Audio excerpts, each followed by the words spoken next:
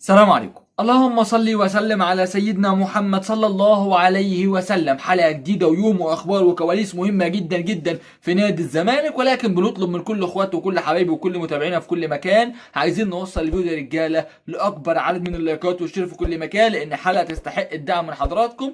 ويلا بينا نبدا على طول اول الاخبار وكواليسنا من نادي الزمالك بمباراة الزمالك. خلال دقائق من الان باذن الله الساعه 11 هتنطلق مباراه نادي الزمالك مع بتروجيت، مباراه وديه بيستعد بيها نادي الزمالك لمباراه السوبر المصري باذن الله، لا يكون في الامارات باذن الله. فالمباراه دي هتشهد الدفع بصفقه الزمالك الجديده، او المفروض هيوقع مع الزمالك الجديد واللاعب اوفي اجاريا، اللاعب اللي عمل الكشف الطبي مع الزمالك واللي جوميز متمسك بيه. اللاعب هيشارك في جزء في المباراه، والجزء بتاع مشاركه اللاعب النهارده في المباراه هيبين حاجات كتير، لان الاداره هتبص، اللاعب هتشوف، المدرب هيديله فرصه، فربنا يكرم اللاعب الجديد اوفي اجاريا ويتالق في المباراه. طبعا انا ما اعرفش ازاي لاعب بقاله سنتين كوره ما لعبش كوره، سنتين يلعب بعد ما يجي للفريق بتاعه ب 24 ساعه ولا 48 ساعه يلعب ازاي ماتش او يشارك في جزء، ما اعرفش. ولكن ده بالنسبه للاعب هياخد جزء من المباراه باذن الله.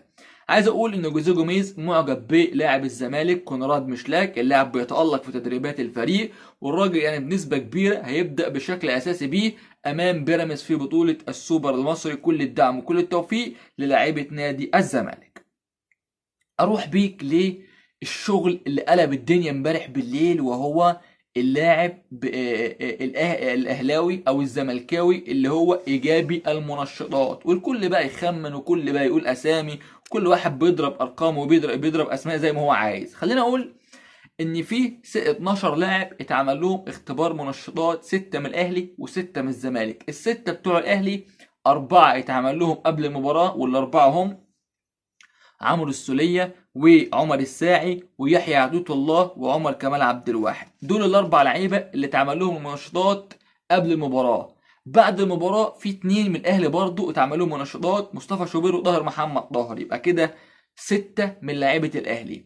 الستة بتوع الزمالك هم محمد صبحي، مصطفى الزناري، ناصر ماهر، محمود بن تايج، واللاعب كده 4. وعندك بعد المباراة عبد الله السعيد وكونراد مشلاك. واحد من ال 12 دول هو اللي ايجابي منشطات. انا اقول لك مين؟ ما اعرفش مين هو ايجابي منشطات، ولكن كل واحد عم يقول لك فلان اصلا علان، لا لسه هيبان الايام اللي جايه. ولكن في واحد من ال 12 دول ايجابي منشطات. ممكن يكون مين يا ترى؟ يا هل ترى مين؟ الله اعلم. طب في الزمالك او في الاهلي ما اعرفش مين اللي هيكون. ده اللي هيبانه الايام اللي جايه، لان في لاعب منشطات وفي ازمه كبيره جدا جدا في فريق اللاعب ده. طيب، عايز اتكلم واقول يا جماعه الخير ان ان احمد حسام ميدو نجم نادي الزمالك باذن الرحمن هيقود قناه نادي الزمالك المرحله اللي جايه، وهيكون في قناه نادينا الحبيب نادي الزمالك، وهيكون يعني مقدم البرنامج الرئيسي خلال المرحله اللي جايه باذن الله. كل الدعم وكل التوفيق للكابتن احمد حسام ميدو. الاخ احمد بلال امبارح عمل بوست على صفحته الشخصيه وكتب فيه وقال لك ايه؟ قال لك انا مش هعلق على موضوع اكبر قلعه في مصر دي، علشان بعد كده هيقول لك احمد بلال هو اللي خلاهم يصدقوا. طبعا يا جماعه احمد بلال كل يوم بيثبت مع احترامنا الكامل لشخصه ان هو العقليه بتاعته قد كده او قد كده او مش او يعني قد كده. ده مش عقليه لاعب كوره يا جماعه، يعني مش عقليه لاعب كوره ابدا مع احترامنا الكامل. هو كده يا جماعه لما الاضواء والشهره بتروح من على حد بيبتدي يعمل اي حاجه، ممكن يعني يطلع زلط للقمر عشان ياخد اللقطه وعشان الناس تتكلم عليه. هو بيعمل كده يعني، فربنا يهديه يعني. ولكن واضح ان كلمة اكبر قلعة رياضية في مصر مزعلاهم مجنناهم مضايقاهم، خصوصا بعد ما قرر الكابتن حسين لبيب رئيس مجلس ادارة نادي الزمالك ان هو يضع اكبر قلعة رياضية في مصر دي على قناة الزمالك، وهتكون موجودة على تيشيرتات الزمالك وعلى كل عضويات ولا على كارنيهات العضويات بعد كده، وهتبقى موجودة على التيشيرتات بتاعت التدريب، فهتكون موجودة في كل حتة يعني. ولكن هم متضايقين جدا جدا من موضوع نادي الزمالك اكبر قلعة رياضية في مصر. عايز اتكلم بالنسبة لاصابة عماد نبيل دونجا لاعب الزمالك. يا جماعة الخير اللاعب هيلحق بمباراة منتخب مصر وموريتانيا التانية اللي هتكون في موريتانيا يعني ايه الكلام ده؟ يعني هو بالنسبه لمباراه السوبر هيكون جاهز بنسبه مليون في الميه. دونجا ما عندوش مشكله انه يلحق مباراه السوبر في مع امام بيراميدز، واللاعب باذن الله يكون جاهز وما عندوش اي مشكله. كمان عايز اتكلم واقول يا جماعه الخير بالنسبه لي نادي الزمالك. نادي الزمالك كان قدم خطاب امبارح او جواب للاتحاد المصري لكرة القدم. في ايه الجواب ده او الخطاب ده؟ الزمالك طالب من الاتحاد المصري ان هو يطلب من اللجنه المنظمه في ابو ظبي ان هم ياخروا مباراه الزمالك وبيراميدز ساعه، لان المباراه المفروض في التوقيت بتاعها الاصل اللي هم اعلنوا عليه هيكون الساعه 4 و5 عصرا، 4 و5 عصرا. اما الزمالك عايزه تتأجل ساعة عشان تكون الساعة 5 و5 عصر، الساعة 5 عصرا، فده اللي عايزه الزمالك. فاللجنة المنظمة لسه ما بلغتش نادي الزمالك بالقرار النهائي. ايا كان هنشوف اللي هيحصل ايه، واكيد هنبلغ حضراتكم ونتابع حضراتكم اول باول.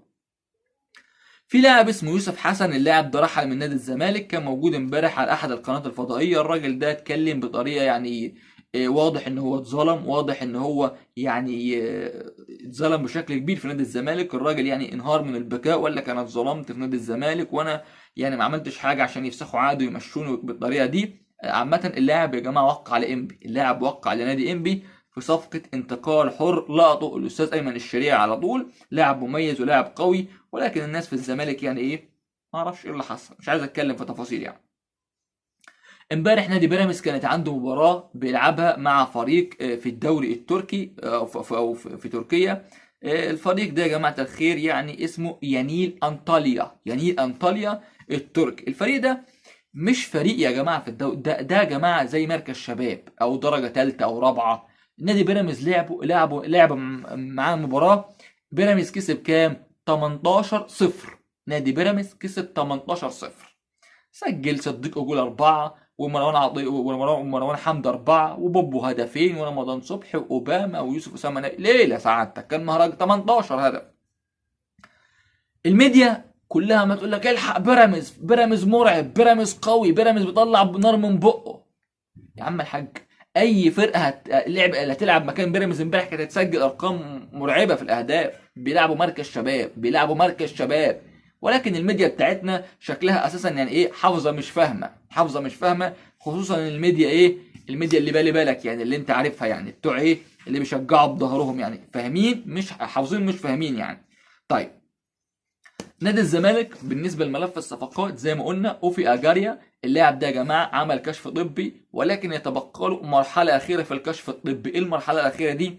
الكشف على العمود الفقري. الكشف على العمود الفقري هيتم النهارده، الكشف على العمود الفقري باذن الله، وبعدها الزمالك هيتخذ قرار رسمي بالاعلان عن التعاقد مع اللاعب، واللاعب ما عندوش اي مشكله. جوزيه جوميز مصمم وبقوه على التعاقد مع هذا اللاعب. اللاعب زي ما اتكلمنا في بدايه الحلقه ان اللاعب يعني هيشارك في جزء من المباراه الوديه بتاعت بتروجيت النهارده، فربنا يكرم نادي الزمالك ويوفق نادي الزمالك باذن الله في المباراه الوديه. في لاعب افريقي يعني بيقترب من نادي الزمالك، اللاعب ده تحت السن، اللاعب ده تحت السن، بيلعب ديفندر، بيقترب من نادي الزمالك، ونادي الزمالك شغال مفاوضات مع هذا اللاعب. اما بالنسبه للاعيبه المحليين، الزمالك كان قدم عرض لسيراميكا كليوباترا للتعاقد مع اللاعب عمرو قلاوه اللي بيلعب برضه مركز ديفندر، لاعب سيراميكا. وسيراميكا قال لك متمسكين باللاعب. سيراميكا الزمالك راح له على صديق جوله لا، راح على بيكهام لا، على ريان لا، على عمرو قلاوه لا. فسيراميكا واضح ان هو مش راضي يديك لعيبه. زي ما نفس الكلام زد برضه ما بيديكش لعيبه. الزمالك راح لمحمد اسماعيل قال له لا، عبد الرحمن البنوبي قال له لا، راح لمصطفى زيكو قال له لا. نفس الكلام لما رحنا البيراميدز لمحمود صابر ومصطفى فتحي ورمضان صبحي واسامه جلال وكل قال لك لا.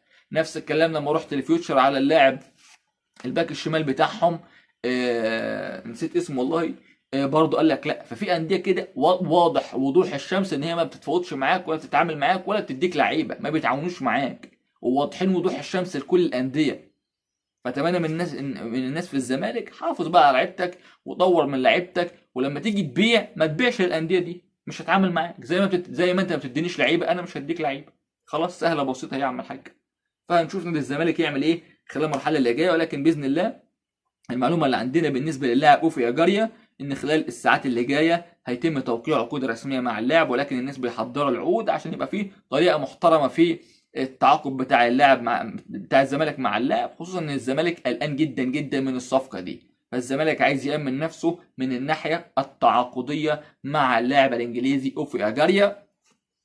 جريدة ذا صن الإنجليزية، أقوى وأشهر جريدة في إنجلترا، وصفت إن أجاريا ينتقل لأكبر نادي في أفريقيا وأشهر نادي في أفريقيا وأكتر نادي بياخد بطولات في أفريقيا هو نادي الزمالك. الجريدة دي جننت البعض، الجريدة دي مزعلة البعض ومخليه البعض يعني إيه زعلانين جدا جدا ومتضايقين جدا جدا.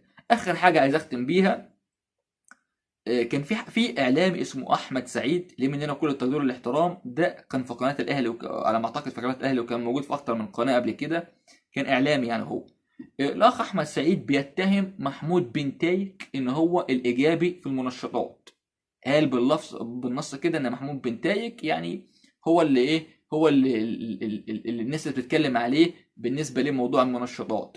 محدش يقدر يتهم لاعب يا جماعه غير لما يكون فيه كلام رسمي، ولكن هم عايزين في الاهلي يصدروا لك الازمات والمشاكل والبلاوي الزرقاء قبل مباراه السوبر، ان هم خايفين منك قلقانين منك. ليه؟ لو انت خدت منهم السوبر المصري تبقى فضيحه عندهم، تبقى كارثه عندهم. ليه؟ لو انت تاخد منهم السوبر الافريقي وتروح مطبق واخد منهم السوبر المصري، ده انت كده بهدلت الدنيا معاهم، ده انت كده بهدلت الدنيا معاهم. فهم من هنا ورايح هيصدروا لك الازمات والمشاكل والشائعات ويضغطوا على الحكام ويعملوا كل حاجه عشان ياخدوا السوبر المصري ذوق عافيه، جوه الملعب بره الملعب باي طريقه بقى. افهم انت زي ما انت عايز تفهم. ربنا يكرم الزمالك، وباذن الله السوبر المصري زملكاوي. شكرا لكم، سلام عليكم.